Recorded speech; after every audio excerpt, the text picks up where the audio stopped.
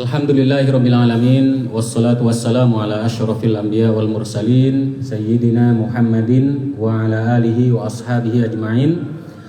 Asyhadu an la ilaha illallah wahdahu la syarika lah wa asyhadu anna Muhammadan abduhu wa rasuluh la nabiyya wa la rasula ba'dah. Allahumma shalli ala Muhammad wa ala alihi wa ashabihi wa man tabi'ahum bi ihsanin ila yaumil qiyamah. Alhamdulillah, para asatidzah sekalian, para murabbi yang dirahmati Allah Subhanahu wa taala. Sebelum kami menyampaikan materi yang diamanahkan oleh Ustadz Ibni ke kami, ya, terlebih dahulu silahkan diluruskan dulu punggungnya, bernafas paling tidak 3 kali. Ini untuk merenggap ya, istilahnya memasukkan udara segar ke badan kita. Dan yang pasti agar kita awet muda. Alhamdulillah.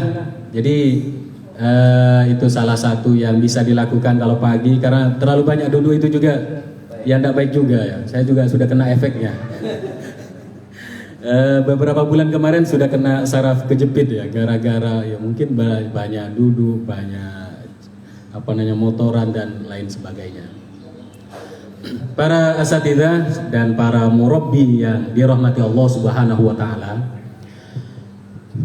kita yang hadir, yang duduk di sini ini masuk dalam majlis murabbi ya. Majlis murabbi artinya kita hadir di momen MMR ini adalah untuk merefresh atau mengupgrade pemahaman kita, keilmuan kita, wawasan kita terkait dengan manhaj lembaga kita. Kalau tadi malam kita sudah belajar, sudah mendengar paparan terkait dengan surah Al-Fatihah. Kemudian tadi surah apa tadi Ustaz? Surah Al-Baqarah. Saya tidak mungkin saat ini surah Al-Imran langsung. Wah, bisa hatam hari ini langsung hataman tafsir ya, hataman tafsir satu hari. Alhamdulillah. Kemarin ketika saya di WA, apa yang mau saya sampaikan? Kalau tafsir, insyaallah nanti itu sudah ada tafsir ya. Ataupun pagi ini juga ternyata tafsir juga. Sehingga saya ketika selesai dari sini tadi malam, saya pulang mencoba menulis apa yang mau saya sampaikan. Pusing. Dan bukan pusing mencari materinya, tapi sebenarnya kita yang sudah level murabbi ini apa yang harus dimiliki? Apa yang harus dimiliki baik dalam bentuk konsep ataupun teori ataupun wawasan yang berkaitan dengan tugas kita ini. Yang tadi malam sempat saya catat dari materinya Ustadz Ibni itu adalah tarbiyah itu adalah islahu syu'unil ghairi wa ri'ayatu umurihim. Kaget, ya Allah, ternyata ada definisi seperti ini tarbiyah ya. Selama ini kan kalau kita mendengar pengertian pendidikan itu apa? Atau murabbi lah, usaha sadar yang dilakukan untuk mengantarkan peserta didik mencapai tujuan yang diharapkan. Wisuda itu aja definisi yang dari dulu kita kuliah jurusan pendidikan, nah itu aja terus definisinya. Ternyata ada definisi yang benar-benar mengagetkan, islahu. Berarti kita yang hadir pagi ini itu sudah diduga kuat, sudah soleh. Amin ya rabbal alamin. Sehingga tugas berikutnya adalah islahu atau muslih. Jadi kalau sudah soleh, berarti ini sudah selesai dengan urusan dirinya ini. Tidak perlu ditanya lagi salat berjamaahmu gimana. Wahai, kalau masih ditanya itu berarti belum ini.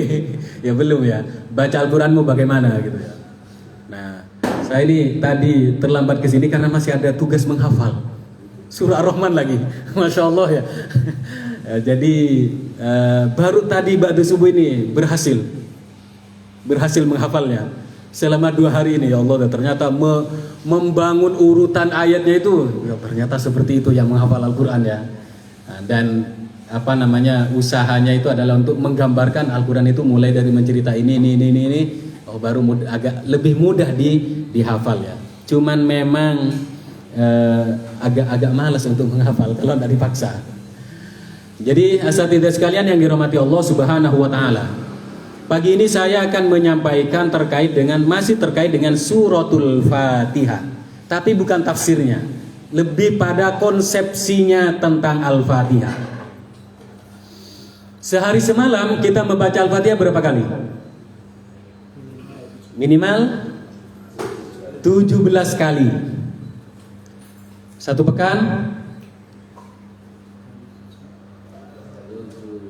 Coba hitung Ustaz, satu pekan berapa?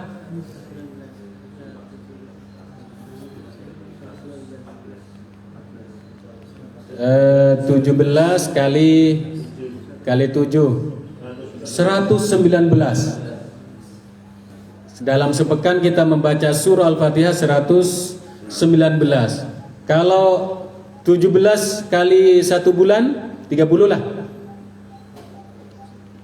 510 kali kita membaca surah Al-Fatihah. Kali 365.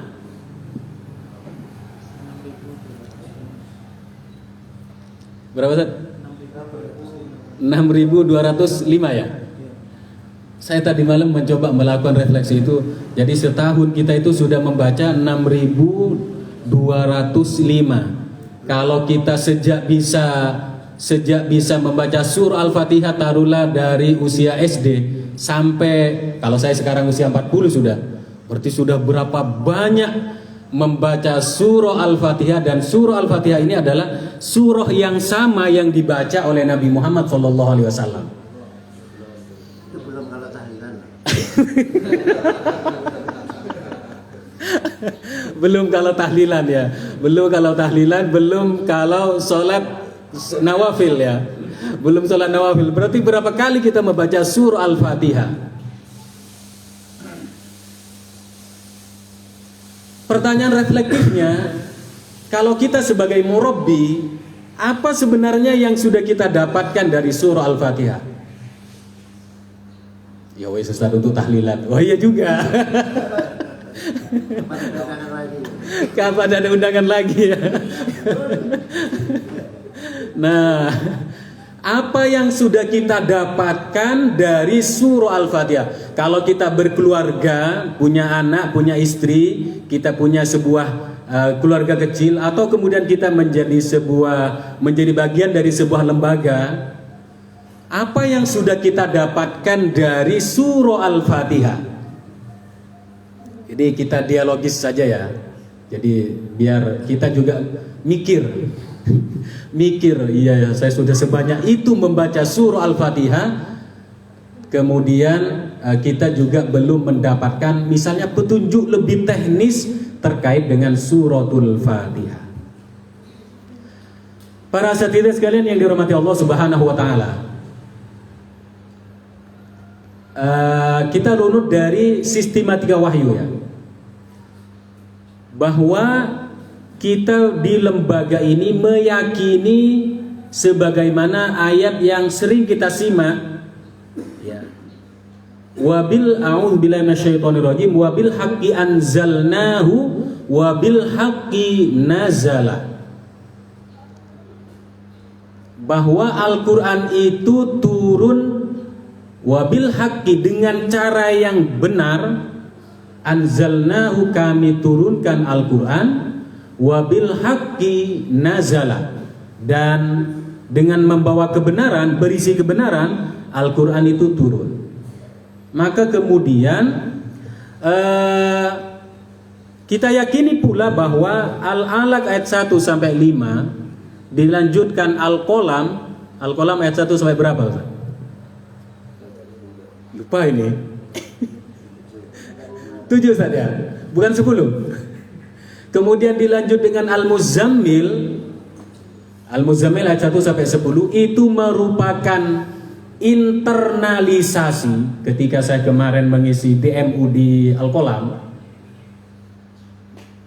mencari bahasa yang mudah dipahami oleh tingkat SMA atau SMK, saya bahasakan bahwa tiga surah ini adalah caranya untuk kita menjadi sakti. Karena sakti itu lebih mudah dipahami daripada internalisasi. Untuk menjadi sakti, menjadi orang hebat, ya ini tiga cara ini. Tiga cara ini. Jadi mulai dari Al-Alaq, Al-Qalam, kemudian Al-Muzammil. Al-Muzammil. Wis kalau sudah tiga ini dilakukan, baru kemudian kita melakukan ekspansi atau eksternalisasi, yakni Al-Muddathir. Al-Muddathir. Saya ini live ya. Kebiasaannya live di sekarang. Untuk biar didengar juga oleh orang ya. Didengar. Kemarin juga saya istilahnya ketika mengurus ijob Madin sini, itu saya ditanya, Ustadz, apa itu manhajnya Hidayatullah gitu. Wah, untung saya sudah tahu ini. Coba enggak tahu, Pak, saya tak sakit perut Pak, saya tak kamar mandi dulu gitu. Kan repot ini kalau kemudian saya ditanya begitu. Waduh, ini Masya Allah, ya tentu dengan rasa percaya diri kemudian saya jelaskan begini, bro. Nah, ya sama lah dengan ya saja. Nah, kalau kita sudah ekspansi, itu mau dibawa kemana? Kita mengajak orang itu mau dibawa kemana? Mau dibawa kemana ini ya? Maka kemudian mainstream lembaga kita itu kan adalah dakwah dan tarbiyah. Ini juga banyak, ya tentu bukan kekeliruan yang sangat fatal, tapi sedikit salah paham bahwa yang dimaksud dengan dakwah yang di sini ya bukan ceramah seperti ini ataupun khutbah Jumat atau ngisi pengajian, tapi dakwah yang dimaksud di sini adalah mengajak orang untuk bergabung dengan lembaga kita, kemudian ditarbiyah. Tarbiyahnya ya seperti ini nih, halaqah. Ada halaqah, kemudian ada halaqah apa namanya? Ada apa itu Ustaz? Yang akidah itu training akidah, kemudian ada halaqah ula, ada halaqah wusta. Itu yang dimaksud dengan tarbiyah. Jadi ajak dulu orang baik melalui amal usaha yang ada, kemudian apa namanya? Ditarbiyah agar kemudian mau berjuang bersama-sama dengan kita semuanya melalui perahu yang bernama Hidayatullah. Ini yang pemahamannya seperti itu, membangun pemahamannya seperti itu. Ya. Maka dalam dunia pendidikan pun juga sama. Ya. Dalam dunia pendidikan, dalam dunia persekolahan itu juga sama. Nah, ketika kita bertanya, kita sudah mengajak orang, kita juga sudah membekali mereka, mendidik mereka, mengajari mereka, membimbing mereka, kemudian mau diajak kemana? Ya, kalau Ustadz Ahmad ditanya, sampean ngajak saya kemana? Ayo ke Pak To, makan soto. Wah kan jelas gitu ya. Kalau misalnya kita diajak ke lembaga ini, saya sebenarnya ini mau diajak kemana? Saya ini mau dibawa kemana? Kalau orang memasukkan putrinya, menitipkan putrinya di pondok ini ataupun di pondok kita semuanya, kemudian anak saya itu mau dijadikan apa? Kan orang harus tahu. Kalau saya masuk ikut sampean, saya nanti selamat atau enggak? Kalau saya ikut sampean, saya nanti jadinya warna merah kah, warna kuning kah, atau warna biru atau apa? Itu kan harus jelas. Maka kemudian jawabannya ya di surah Al-Fatihah ini. Kita itu mengajak orang mau dibawa ke surah Al-Fatihah. Kita mau tahlilan terus Ustaz. Ya enggak ngono. Nanti tahlilan kita sudah mempraktikkan. Tidak begitu ya. Tidak begitu. Tapi memang inilah maksudnya pagi ini kita mengkaji surah Al-Fatihah dari sisi yang lebih dalam lagi terkait dengan makna-makna penting surah Al-Fatihah. Sebelum saya kami menyampaikan terkait dengan isi dari Al-Fatihah, kalau dari namanya ke nama surah Al-Fatihah, kemudian insya Allah kita semuanya sudah tahu. Tapi pagi ini, sebagaimana harapannya Ustaz Aziz tadi, kita pengen apa yang ada di kepala kita itu terkait dengan surah Al-Fatihah. Tidak apa-apa kita bicara ini, mungkin kita sudah punya pemahaman tapi belum dikasih kesempatan oleh Ustaz Aziz untuk berbicara di sini, sehingga istilahnya kitman tadi disimpan dulu lah. Nantilah kalau ada, saya sudah usia segini gitu lah. Kalau pengennya sih seperti ustadz-ustadz muda ini itu bisa tampil ke di tengah-tengah masyarakat. Saya baru bisa tampil ya menjelang usia 40-an ini ya Allah Robil. Ini sudah terlambat sekali sebenarnya ya. Di sini kan banyak ustadz-ustadz muda ini. Ustadz Nasrullah Juni ini masih muda, masih 25 kayaknya Ustadz ya. Ustadz Ramadan ini 20 kayaknya masih. Atau masih sweet 17. Masih sweet 17 itu ya Allah. Nah, Ustadz Gali itu masih 26 kayaknya. Masya Allah, itu masih muda sekali. Ini bagaimana dibekali, dikarbit ya. Kalau dulu pisang itu agar cepat matang itu dikarbit. Ya, jadi biar cepat matang ya, sehingga bisa segera dinikmati. Nah, Ustadz Putut itu ya Allah, itu masih muda itu. Sehingga ini bagaimana bisa tampil go public, jangan gojek terus. Yang kita enggak go public, ya gojek lah, gosen terus. Yang go yang itu sampai sekarang go kosan juga jadi kos, go juga ya. Masya Allah, ini semuanya jadi go. Ternyata bukan Power Rangers saja yang go itu. Nah, kalau kita hari Ahad dulu kan, pas nyantri dulu, senang sekali nonton Power Rangers. Para setidak sekalian yang dirahmati Allah Subhanahu wa taala. Coba dari Ustaz Ansari dulu. Apa yang ada di benaknya Ustaz kalau mendengar atau membaca surah Al-Fatihah?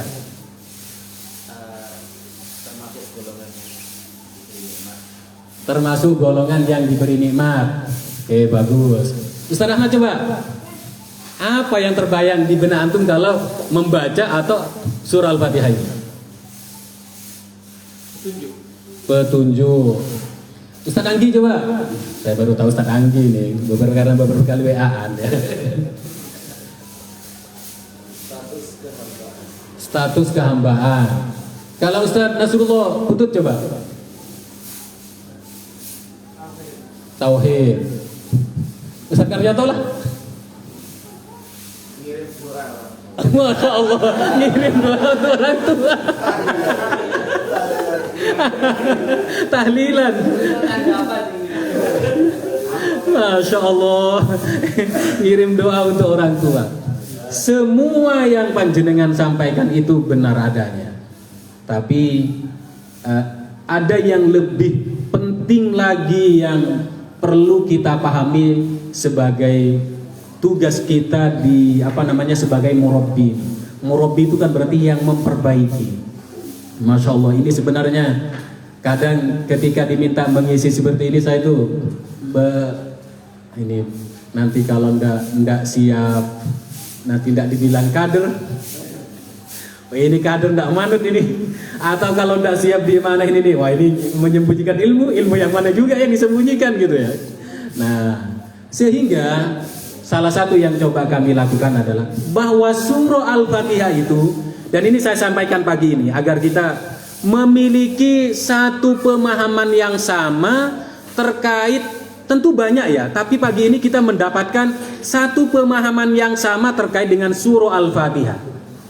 Sehingga kalau kita membaca surah Al-Fatihah, a'udzubillahi minasyaitonirrajim. Bismillahirrahmanirrahim. Alhamdulillahi rabbil alamin. Ar-Rahmanir-Rahim. Maliki yaumiddin. Iyyaka na'budu wa iyyaka nasta'in. Ihdinas siratal mustaqim. Siratal ladzina an'amta 'alaihim ghairil maghdubi 'alaihim waladdallin. Amin. Kalau kita membaca suratul Fatihah, kita mendapatkan sesuatu yang sangat penting sekali yang tadi malam sudah saya tulis, yang kemudian saya kasih judul tulisannya adalah 2 nilai penting dari surah Al-Fatihah. Kalau panjenengan nyimpen nomor saya, silakan lihat status saya jam 11:30 tadi malam. Insya Allah itu sudah saya tulis di situ. Apa 2 nilai penting dari surah Al-Fatihah? Saya pernah menyampaikan pada kajian Jumat sore di sini tafsir surah Al-Fatihah yang itu sumbernya adalah hadis qudsi. Hadis qudsi itu kira-kira berbunyi begini: qasamtus shalah baini wa baina abdi nisfain. Bahwa nama lain dari Al-Fatihah itu adalah namanya as-shalah. Yang kemudian Al-Fatihah itu dibagi 2. Bagian pertama itu adalah bagiannya Allah, bagian kedua itu adalah bagian hamba. Tapi bukan ini yang saya maksud. Cuman ada kaitannya. Ada kaitannya, ya, ada kaitannya dengan apa yang akan kami sampaikan kepada kita semuanya. Kalau di hadis qudsi itu dikatakan 3 ayat pertama itu adalah bagiannya Allah. Makanya kalau kita membaca Alhamdulillahi Rabbil Alamin, Allah itu langsung menjawab Hamidani Abdi. Makanya kemudian surah Al-Fatihah itu dialog, ngobrol. Sehingga kalau bisa jangan balapan. Baca Al-Fatihah itu ya bukan kemudian Allah tidak bisa jawab ya, tapi ya namanya kita berbicara. Kita aja berbicara dengan Pak Wali Kota saja misalnya itu diatur betul bahasanya.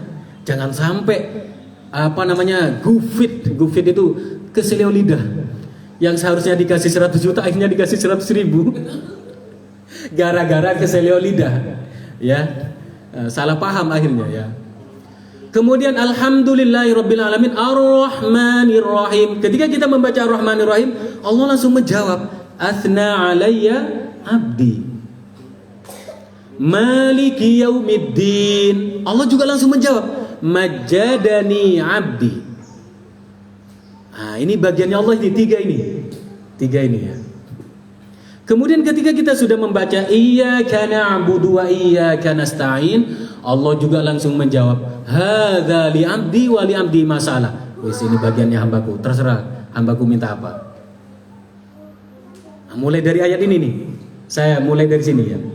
Ihdinas shiratal mustaqim. Allah lagi menjawab Hadza li 'abdi wa li 'abdi masalah. Hamba ini bagiannya hambaku. Wis hambaku minta apa? Wis Ustaz Ansori minta apa? Siratal ladzina an'amta 'alaihim ghairil maghdubi 'alaihim waladdallin. Allah juga menjawab hadza li 'abdi wa li 'abdi ma sa'ala. Makanya kemudian ditutup dengan amin karena kita sudah habis minta. Kalau minta ya. Masalahnya karena selama ini kalau kita tidak paham, kalau kita permintaan yang paling banyak kita minta kepada Allah dalam sehari semalam itu ya ihdinas siratal mustaqim. Lebih banyak daripada ya Allah Pajero. Kan soalnya lagi viral di doanya orang Madura ini ya Allah Pajero ya Allah gitu. Ustaz Ahmad ini tahu gak ya ini? Ya Allah. Semua orang Madura gitu. Jadi setiap berdoa khususnya doa maulid ini, doa maulidnya adalah ya Allah Pajero ya Allah. Ya, dijadikan seperti itu ya. Nah, jadi lebih banyak daripada kita minta istri. Sadari, kalau kita sadari sebenarnya kita minta hidayah kepada Allah itu minimal 17 kali dalam sehari semalam, itu lebih banyak daripada ya Allah tambah istri dong. Lebih banyak daripada kita minta rumah. Ya Allah, butuh rumah ini ya Allah. Lebih banyak daripada kita minta kesehatan dan uang. Di surah Al-Fatihah itu paling banyak kita itu minta hidayah. Makanya wajar setelah itu kita langsung membaca amin. Ya Allah kabulkan ya Allah agar kita ini diberi petunjuk. Padahal yang mumet di pikiran kita itu di luar sholat uang, rumah. Tapi pas sholat baca Al-Fatihah, sesungguhnya yang kita minta satu saja. Ihdinas siratal mustaqim. Ya Allah, tunjukilah kami jalan yang lurus. Nggak minta saat itu, ya Allah, zidna zaujatan sholihah. Ya Allah, tambah istri yang... Enggak, kita enggak minta itu. Dapat ya? Ini yang kita dapat ini. Jadi kalau selama ini kita mumet, ya Allah kapan gaji naik? Ternyata itu kita tidak minta ketika sholat. Yang kita minta hidayah, jalan yang lurus. Ya Allah, belum punya rumah, ya Allah. Itu kita tidak minta. Makanya kemudian saya juga refleksikan dalam bentuk tulisan. Permintaan tertinggi manusia, paling tinggi manusia itu ya hidayah itu. Sampai diulang-ulang dalam sehari semalam minimal 17 kali. Belum sholat sunnahnya. Kita saja kalau sholat sunnah qobliyah zuhur 4 rakaat, ba'diyah zuhur 4 rakaat, zuhurnya 4 rakaat 12 kali. Ini aja sudah 12. Sebelum asar 4 rakaat, asarnya 4 rakaat, sudah 8. Berapa kali sudah membaca Al-Fatihah? Maka kalau kita pagi ini sudah mendapatkan penjelasan tentang ini, berarti kalau kita membaca surah Al-Fatihah, ya wes pelan-pelan. Nikmati ya Allah. Yang kita minta sebenarnya itu adalah hidayah. Hidayah. Bukan tambah yang ini, yang itu, yang ini, yang itu. Untungnya makmumnya bukan istrinya. Langsung dia makmum mufarokoh. Memisahkan diri.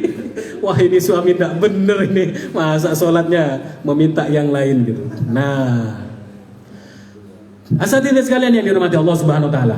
Nah, bukannya, tapi ini penting untuk kami sampaikan agar kita menyadari dan melakukan refleksi terhadap Fatihah kita selama ini.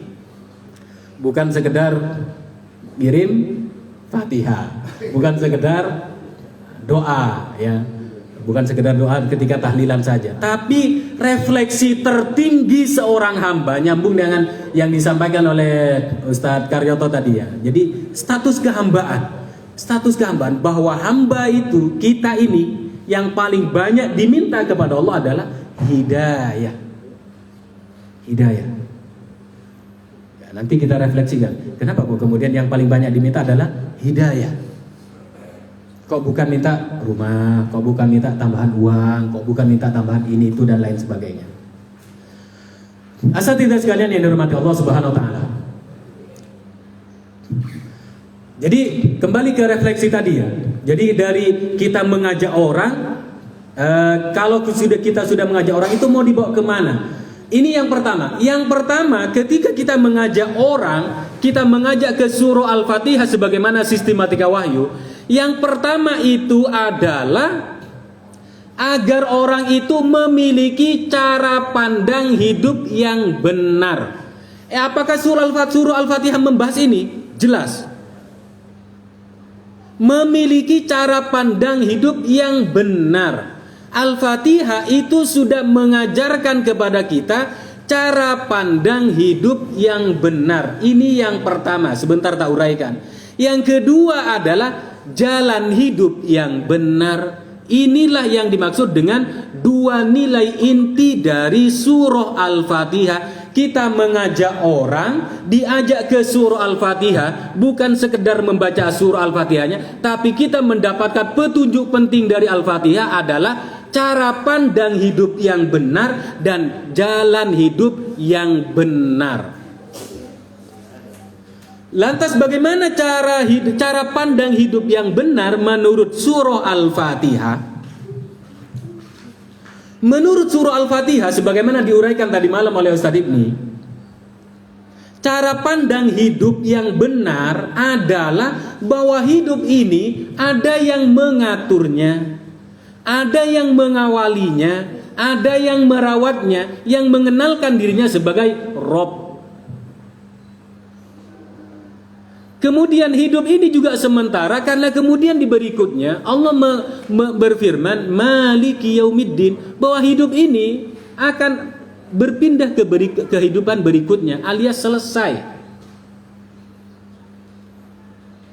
Ini cara pandang hidup yang benar. Sehingga kalau kita memandang kehidupan ini, kita memandangnya saya hidup dari diawali dengan istilahnya lahir, kemudian nanti juga akan berakhir dengan kematian.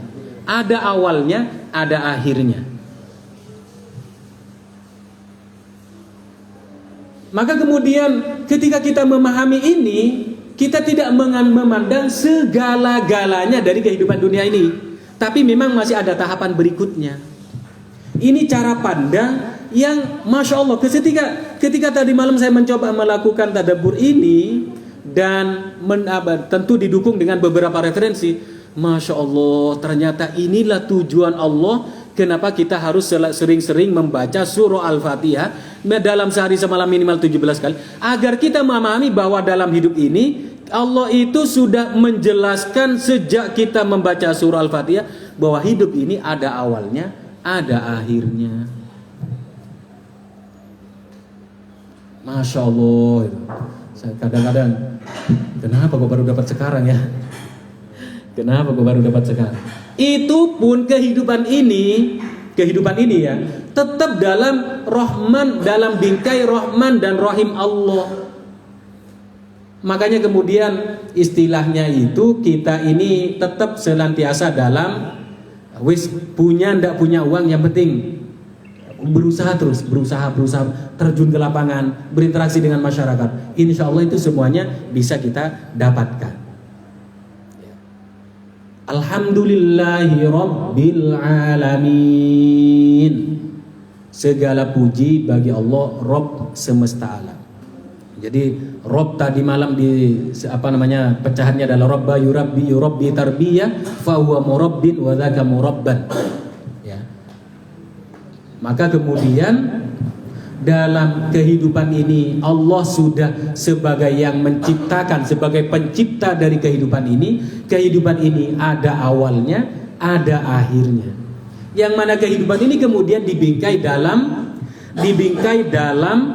Rahman dan Rahimnya Allah Subhanahu wa ta'ala. Tapi kita tidak sampai di sini. Bukan hanya sampai, ya wis lah Ustaz, ngapain kita capek-capek membahas ini atau memahami ini, toh hidup ya ada awalnya, akhirnya juga, hidup ini juga, mati juga, selesai toh. Tidak demikian. Tapi kemudian pada bagian kedua, Allah itu menjelaskan di surah Al-Fatihah ini adalah cara hidup yang benar. Jadi kalau yang pertama adalah cara pandang, cara memandang kehidupan ini harus dengan cara pandang yang benar. Kemudian yang kedua, cara menjalaninya juga harus dengan cara yang benar.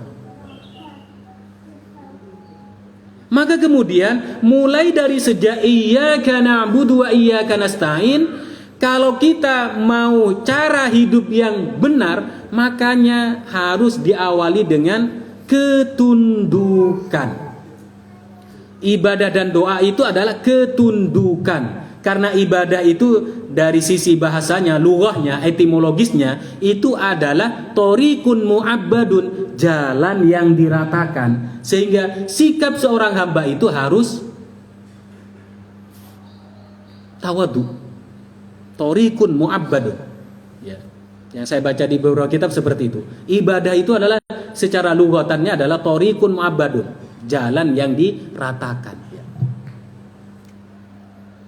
Jadi dimulai dari sini, dimulai dari pemahaman bahwa kalau kita ingin cara hidup yang benar, maka kemudian yang harus dilakukan adalah menyembah atau mematuhi, tunduk dan patuh kepada yang menciptakan kehidupan ini. Itu pun saking Rahman dan Rahimnya Allah. Masya Allah, ini yang luar biasa sekalinya dari penjelasannya para ulama yang kemudian saya coba hubungkan kembali dan simpulkan. Allah itu tidak hanya kemudian menunjukkan, loh kamu kalau mau hidupmu baik, selamat, benar hidupmu, ya wis kamu tunduk dan patuh kepadaku. Tidak hanya begitu, tapi Allah menghadirkan siratal ladzina an'amta alaihim ghairil maghdubi alaihim waladdallin. Allah hadirkan contoh-contoh orang. Jadi bukan malaikat. Orang. Alladzina itu adalah orang. Ya. Yang kemudian di surah apa itu kemudian dijelaskan minan nabiyyin was-siddiqin wasyuhada was-solihin. Empat-empatnya ini adalah orang, manusia semuanya. Manusia semuanya. Maka kemudian murabbi ini harus meniru salah satu di antara empat ini. Sehingga murabbi ya memang harus memiliki cara hidup yang benar dan cara memandang kehidupan yang benar juga. Masya Allah, ini karunia yang luar biasa sekali ketika tadi malam saya mencoba melakukan tadabbur terhadap surah Al-Fatihah ini. Ternyata ini kandungan dari surah Al-Fatihah yang luar biasa sekali. Cara pandang hidup yang benar, kemudian jalan hidup yang benar. Allah menghadirkan contoh-contoh profil ya. Walaupun saat itu saya pernah diprotes oleh sebagian santri, Ustaz, kenapa kok kalau ngasih contoh kok Nabi terus? Kan Nabi tidak ada yang perempuan, Ustaz. Iya juga ya. Gimana caranya ya? Saya diprotes ini. Ya jawabannya kalau untuk ini saya jawabannya adalah lari ke pojok. Oh ya, itu ketentuan Allah itu. Soalnya Allah tidak pernah mengangkat Nabi perempuan gitu. Setahu saya. Mungkin kalau Ustaz pernah membaca ada Nabi perempuan mungkin. Ya. Nah, itu lihat apa namanya itu? Eden itu bukan Eden itu. Ya Allah ya Rabbi. Jadi itu.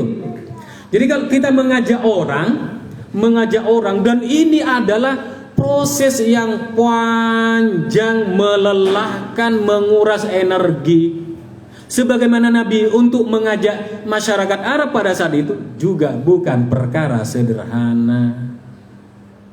Kalau Nabi sampai diboikot, kalau Nabi sampai dilempar-lempar, kalau Nabi sampai di macam-macam itu, kita ini masih digaji. Kadang masih dikasih amplop.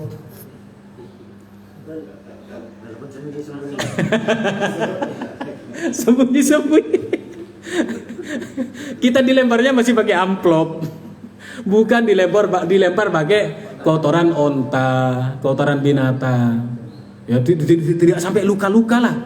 Ya, Nabi kan ketika perang Uhud sampai patah giginya, ya kita juga tidak sampai patah-patah.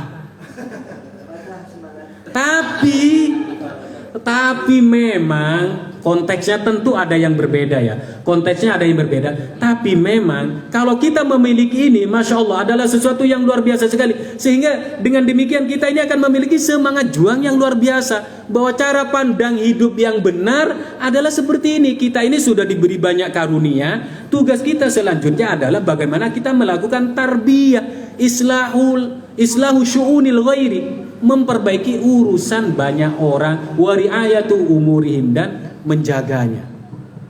Jadi sebenarnya ya kurang tepat kalau kemudian banyak mengeluhnya.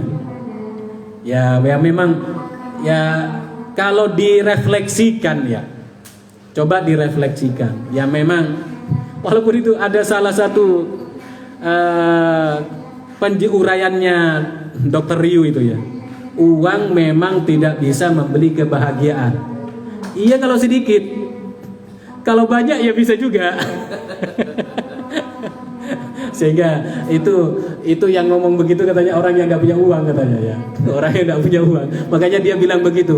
Uang tidak bisa membeli kebahagiaan. Iya kalau uangnya sedikit. Coba uangnya banyak. Kita bisa ke mall, bisa umroh balik-balik, ya bisa healing kemana-mana. Itu kalau uangnya banyak. Karena uangnya sedikit, makanya keluarlah quote, uang tidak bisa membeli kebahagiaan. Padahal kalau uangnya banyak, dia beli Pajero, beli Fortuner. Jadi, makanya apa ya? Memang banyak ya, walaupun memang ini banyak kritik ya. Salah satu kritiknya kepada para murabbi atau para dai itu ya salah satunya adalah itu. Kalau ceramah mengajarkan untuk sabar, untuk qanaah, dia habis ceramah dia naik Pajero. Yang diceramahin nggak kaya-kaya, akhirnya ya enaknya ngomong ustadznya enak naik Pajero, kita disuruh sabar terus. disuruh sabar, ya wes tawakal kepada Allah, Nah, jadi ya memang gimana lagi ya, memang begitulah ya. Nah, Silakan Siru ya, Bang. nah baik. Kemudian setelah kita mendapatkan dua hal ini dari surah Al-Fatihah, ya, dari surah Al-Fatihah ini, jadi kita sudah mendapatkan cara memandang hidup ini dengan benar. Dari bagian pertama ada Al-Fatihah, mulai dari Alhamdulillahirabbil alamin arrahmanirrahim maliki yaumiddin, itu sama dengan qasamtu shalah baini wa baina abdi nisfain tadi, ya. Kemudian di bagian yang kedua itu adalah cara menjalani hidup yang benar, mulai dari iyyaka na'budu wa iyyaka nasta'in ihdinas siratal mustaqim siratal ladzina an'amta 'alaihim ghairil maghdubi 'alaihim waladdallin amin. Nah, inilah karunia Allah yang sangat besar. Kita itu dihadirkan orang. Sekarang para nabi sudah tidak ada. Kita menapaktilasi sejarahnya. Ini masih bulan Maulid Nabi ya. Kemudian minan nabiyyin wasiddiqin. Apa artinya siddiqin itu, Ustaz? Orang yang membenarkan atau orang yang jujur? Orang yang membenarkan. Nah, berarti kita ini masih masuk lah, orang membenarkan. Wasyuhada. Nah, orang kita menuntut ilmu ini berarti masih masuk orang apa namanya? calon-calon syahid paling tidak ini. Ya, wasyuhada, wassolihin. Wassolihin. Kalau peluang pertama itu kita sudah tidak ada. Wis tidak ada calon nabi. Jadi kalau ada yang hari ini usianya 40, ya, jangan berharap untuk jadi nabi habis ini. Tidak ada pelantikan jadi nabi. Saya sama Ustaz Kartam itu kan memasuki usia 40 ini. Ustaz Putut itu kayaknya usia 40 juga. Cuman tidak ada seleksi pencalonan jadi nabi. Yang ada calon P3K. Yang ada warasatul anbiya. Nah, kemudian setelah kita memiliki dua hal ini, cara pandang ini, ya, cara pandang hidup yang benar, cara menjalani hidup yang benar. Di mana inti dari Al-Fatihah ini? Inti Al-Fatihah ini akan kita dapatkan di Bismillahirrahmanirrahim. Bismillahirrahmanirrahim ini pagi ini kami tidak membahasnya dari sisi fadilahnya. Kalau kita mau melakukan sesuatu, monggo kita mulai kita awali dengan Bismillahirrahmanirrahim. Kullu amrin zibalin la yubda'u fihi bi bismillah fa huwa abtar fa huwa aqta fa huwa ajzam. Insyaallah kita semuanya sudah hafal di luar kepala hadis ini. Setiap perkara penting yang tidak diawali dengan basmalah, tidak diawali dengan Bismillahirrahmanirrahim, maka kemudian perkara itu abtar, terputus, terlaksana tapi tidak mendapatkan pendampingan, pertolongan, bimbingan, barokah, maunah dari Allah Subhanahu wa taala. Ibaratnya kalau kita ngajar, wis sukses ngajarnya, tapi tidak dirahmati, tidak diberkahi, tidak diridhoi oleh Allah Subhanahu wa taala. Makanya kalau seseorang ngajar misalnya, seseorang ngajar kemudian tidak diawali dengan Bismillahirrahmanirrahim, maka kemudian itu dianggap sebagai sebuah kesombongan karena hanya menganggap ilmunya saja yang hebat, melepaskan diri dari pertolongan Allah Subhanahu wa taala. Kita tidak membahas dari sisi keistimewaannya itu, sedikit ulasannya itu saja. Tapi ketika kita membaca Bismillahirrahmanirrahim, ada dua nilai penting yang itu adalah menjadi pondasi dari dua hal tadi, yakni cara memandang kehidupan dengan benar dan cara menjalani kehidupan dengan benar. Dan itu tersimpul dari Bismillahirrahmanirrahim. Apa yang kita dapatkan dari Bismillahirrahmanirrahim? Apa Ustaz? Ustaz Adib mungkin apa yang didapatkan ketika mengucapkan Bismillahirrahmanirrahim? Mau makan? Bismillahirrahmanirrahim. Ya wes lah, habis ini kenyang. Ya, barokah dari Allah. Ustaz Hamzah? Apa Ustaz? Oh, Ustaz Hamzah makan. Ustaz Abdullah, apa yang didapat ketika membaca Bismillahirrahmanirrahim? Optimis. Masya Allah. Ada optimis, ada barokah. Dua nilai penting dari Bismillahirrahmanirrahim. Yang pertama adalah akidah. Akidah. ketika seseorang membaca Bismillahirrahmanirrahim itu hakikatnya orang ini sedang menggantungkan dirinya kepada Allah Subhanahu wa ta'ala. Dan ini berkaitan dengan akidah. Seraya menyadari saya tidak bisa melakukan ini tanpa pertolongan, bimbingan dan maunah dari Allah Subhanahu wa ta'ala. Maka kemudian para ulama kan menyimpulkan bahwa inti dari surah Al-Fatihah Bismillahirrahmanirrahim itu. Maka kalau direfleksikan di surah Al-Fatihah itu di basmalah itu ada nilai penting, yakni akidah. Menggantungkan diri kepada Allah Subhanahu wa taala dengan mengucapkan Bismillahirrahmanirrahim. Makanya kemudian kalau kita baca tafsir ya. Kalau kita baca tafsir itu, kalau membaca Bismillahirrahmanirrahim itu sebenarnya ada fiil di depannya, itu yang harus direfleksikan. Misalnya, saya mau makan dengan nama Allah. Saya mau tidur dengan nama Allah. Saya mau belajar dengan nama Allah. Itu tafsiran para ulama seperti itu. Harus diawali dengan kata kerja. Jadi tidak cukup hanya dengan Bismillahirrahmanirrahim. Tapi harus, apa yang mau dilakukan itu ucapkan di depannya, dibayangkan. Ya, misalnya mau pergi ke pasar. Saya mau pergi ke pasar dengan nama Allah. Walaupun ya yang selama ini kita sudah membaca Bismillahirrahmanirrahim tanpa tahu ini pun sebenarnya itu sudah mendapatkan banyak karunia dari Allah Subhanahu wa taala. Karena kita yakin. Apalagi kalau sudah mendapatkan pemahaman seperti ini bahwa ketika kita mengucapkan Bismillahirrahmanirrahim, jadi atau tidak jadi, menjadi kenyataan ataupun gagal, itu sudah diserahkan kepada Allah. Sehingga Bismillahirrahmanirrahim ini akan melahirkan ketenangan. Wis tak pasrahno sama Allah. Bismillahirrahmanirrahim. Sehingga seyogyanya saya dan panjenengan semuanya kalau setelah ini membaca Bismillahirrahmanirrahim itu lebih mantep. Kalau bahasanya Gus Bah itu apa? Lah jadi wali langsung. Ya, langsung jadi wali. Karena sudah mantap sekali ya. Mantap sekali memahami Al-Fatihahnya. Apa bisa langsung seperti itu? Ya enggak bisa juga. Ya memang prosesnya panjang. Ya apakah langsung habis ini ketika mendengar ceramah saya wallahu a'lam bishawab, ya kan yang disampaikan oleh Ustaz Hamzah tadi, saya khawatir nanti kitmanul ilmi itu yang saya takutkan. Makanya tak sampaikan aja dulu. Adapun nanti Ustaz saya sudah baca basmalah kok enggak sakti-sakti. Itu urusan sampean dengan Tuhan. jangan tanya ke saya nanti Ustaz ini kayaknya ceramahnya Ustaz enggak benar. Wah, ini ya. Itu yang pertama, Bismillahirrahmanirrahim. Nilai inti dari Bismillahirrahmanirrahim itu adalah yang pertama adalah akidah.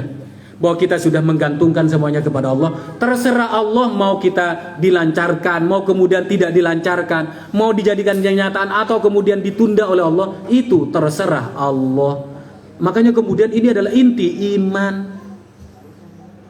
Ini adalah berkaitan erat dengan iman yang keenam, yakni al-imanu bil qada'i wal qadari khairihi wa syarrihi. Yang kedua, nilai inti dari Bismillahirrahmanirrahim adalah akhlak. Alias apa? Alias kulonuwun, matur sama Allah. Ibaratnya kalau Jawanya itu matur. Ya Allah, saya mau mengerjakan ini ya Allah. Minta izin. Alias minta restunya Allah agar apa yang mau kita lakukan itu diridhoi. Coba panjenengan kan insya Allah kan seringlah mendengar tafsir, kajian tafsir ataupun membaca kitab tafsir yang menjelaskan tentang inti dari Al-Fatihah adalah Bismillahirrahmanirrahim. Sebenarnya ini kan masih panjang cuman karena memang kayaknya ini sudah lapar semua. Sudah dikeluarkan oleh panitia. Sudah dikeluarkan Ustaz. Wah, Masya Allah sudah. Tidak konsen ini sudah. Mau mempraktekkan Bismillahirrahmanirrahim ini sudah. Ya. Mau mempraktekkan ini. Sedikit lagi. Ini sudah jam 6.50. Paling tidak seperti. Jadi dalam Bismillahirrahmanirrahim itu sudah ada akidah, kemudian sudah ada akhlak.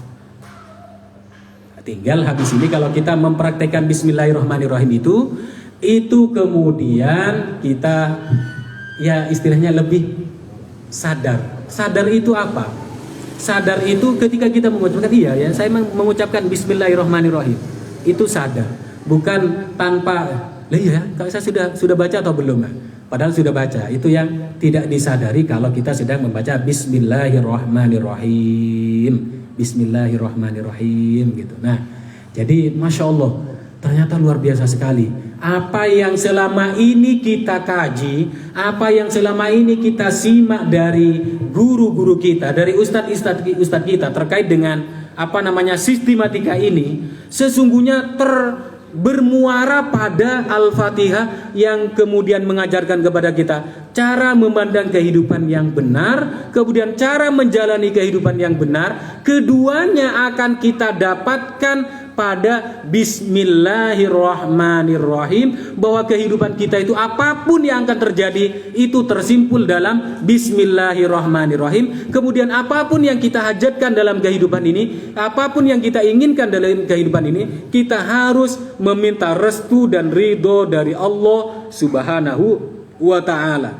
Karena sebagai kesimpulannya, Al-Fatih Bismillahirrahmanirrahim itu tersimpul dalam huruf ba, yang huruf ba itu kemudian ditafsirkan dengan bikana makana biyakunu mayakun.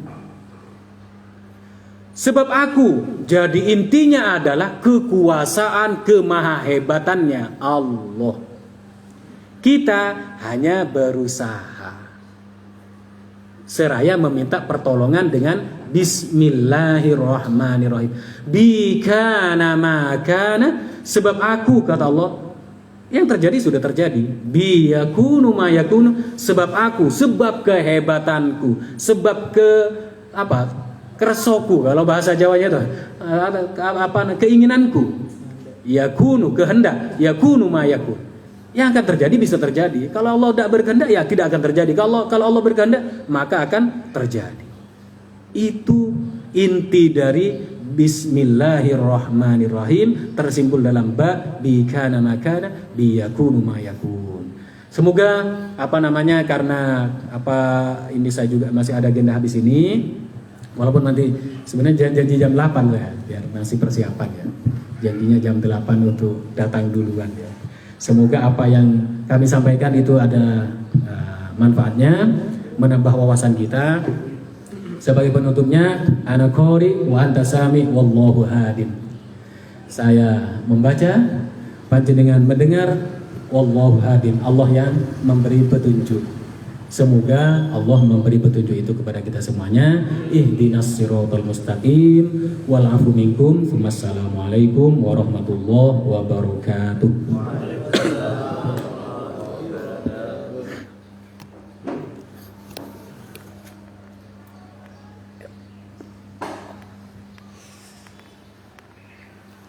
Udah jadi sarapan ini lah. Sudah siap sarapannya. Ya Allah ya Allah.